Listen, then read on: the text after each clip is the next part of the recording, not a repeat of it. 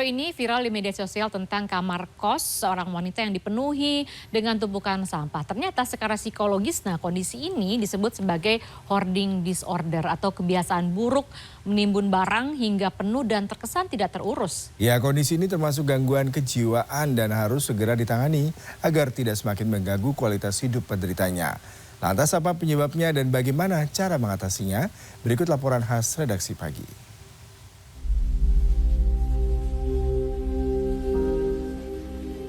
Apa ini maksudnya, Dek? Awal Oktober lalu, media sosial kembali dihebohkan dengan video sebuah kamar indekos yang ditinggali seorang wanita dipenuhi genangan air, tumpukan pakaian kotor, hingga berbagai macam sampah layaknya kapal pecah. Kamu sengaja mau merusak kos ini? Kondisi ini pun membuat sang pemilik indekos naik pitam, sementara wanita penghuninya tampak salah tingkah. Pagi menjelang siang itu melaporkan. Awal Mei 2023, sebuah rumah dan tempat praktik seorang dokter di Dusun Pasirwaru, Desa Karanganyar, Karawang, Jawa Barat, juga viral di media sosial lantaran penuh dengan sampah. Meski begitu, pasien yang berobat ke tempat ini cukup banyak. Pasalnya, selain pengobatannya dinilai murah dan manjur, Dr. Wayan memang dikenal ramah dan dermawan terhadap pasien yang kurang mampu. Warganet pun menduga kedua kejadian ini ada kaitannya dengan hoarding disorder, di mana seseorang memiliki kebiasaan mengumpulkan barang tak terpakai dan sulit membuangnya. Dalam kacamata psikologis, hoarding disorder merupakan gangguan kejiwaan.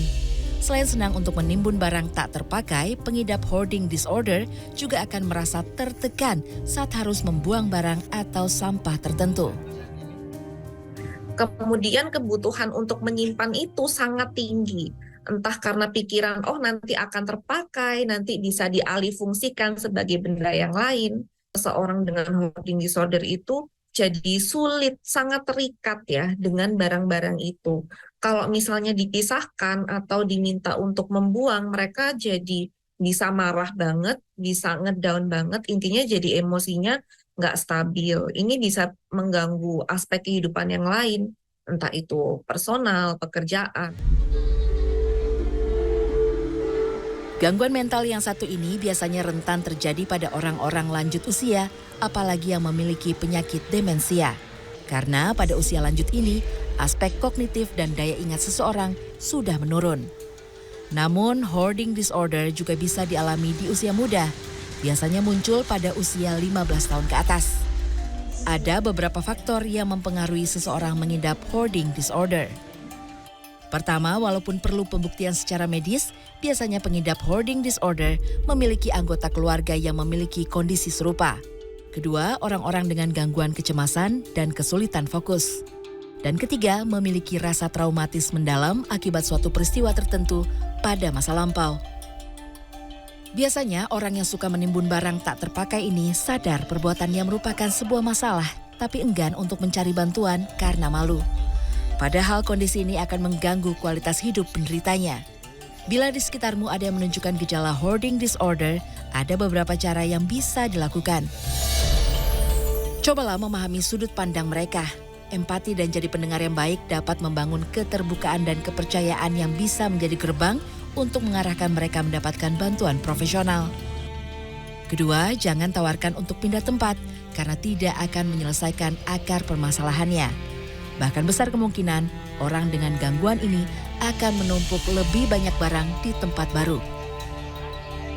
Membantu membersihkan barang mereka juga tidak disarankan. Sebaliknya, ajaklah untuk membersihkan barang bersama-sama agar mereka bisa termotivasi untuk mampu menyortir barang yang tidak dibutuhkan. Keempat, ajak untuk mengelola stres seperti olahraga, meditasi, atau teknik relaksasi lainnya. Sebab hoarding disorder pada dasarnya dapat dipicu oleh stres dan kecemasan tertentu. Yang terakhir, coba ajak untuk konsultasi dengan psikolog.